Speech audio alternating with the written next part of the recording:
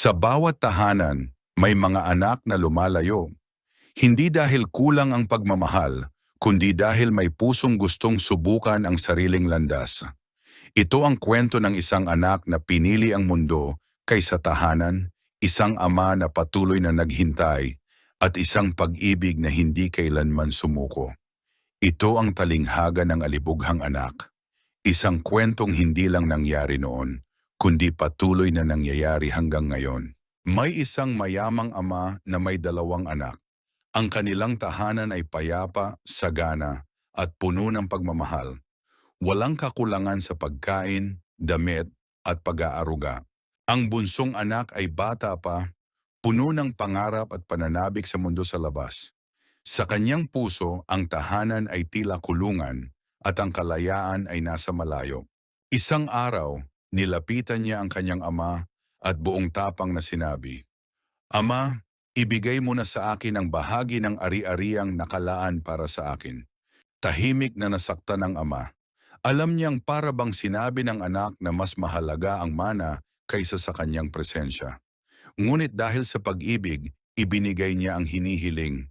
Hindi nagtagal, inipon ng bunsong anak ang kanyang yaman at iniwan ang tahanan. Hindi siya lumingon, hindi niya alam na iyon ang simula ng kanyang pagbagsak. Dumating siya sa malayong lupain, isang lugar ng aliwan, kasiyahan, at panandali ang ligaya. Ginugol niya ang kanyang kayamanan sa luho, kasiyahan, at masasamang bisyo. Akala niya'y tunay na kalayaan ang kanyang natagpuan. Ngunit ang yaman ay nauubos. Ang mga kaibigan ay isa-isang nawala, naiwan siyang mag-isa. Dumating ang matinding taggutom sa lupain. Wala siyang makain, walang matakbuhan. Nanapilitan siyang magtrabaho bilang tagapag-alaga ng baboy, isang kahihiyan para sa isang Hudyo. Gutom na gutom siya, nais niyang kainin ang pagkain ng mga baboy, ngunit wala ring nagbibigay sa kanya. Sa gitna ng kanyang paghihirap, siya'y natauhan. Naalala niya ang tahanan at ang kabutihan ng kanyang ama.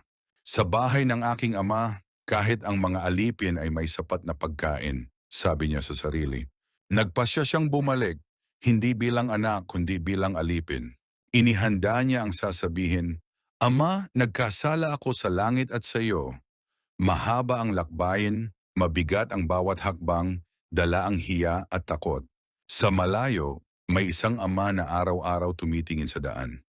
Mula sa malayo, nakita niya ang anyong pamilyar. Ang kanyang puso'y kumabog. Hindi siya nagatubili.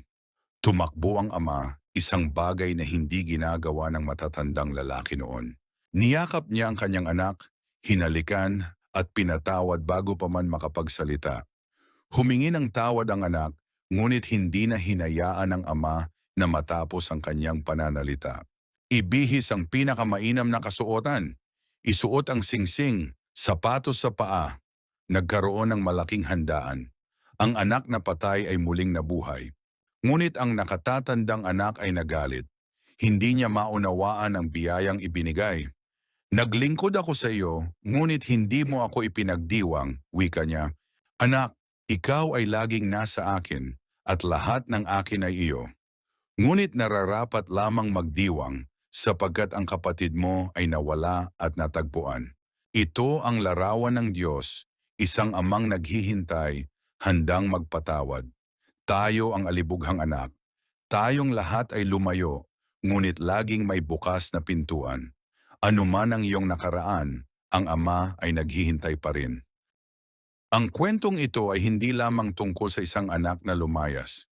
Ito ay kwento ng isang Diyos na hindi nagsawang maghintay.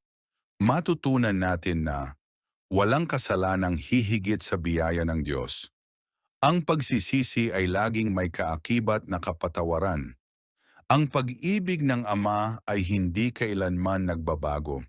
Kung ikaw ay naligaw ng landas, kung ikaw ay napagod, kung ikaw ay nasaktan ng sarili mong desisyon, bumalik ka. Ang Ama ay naghihintay pa rin.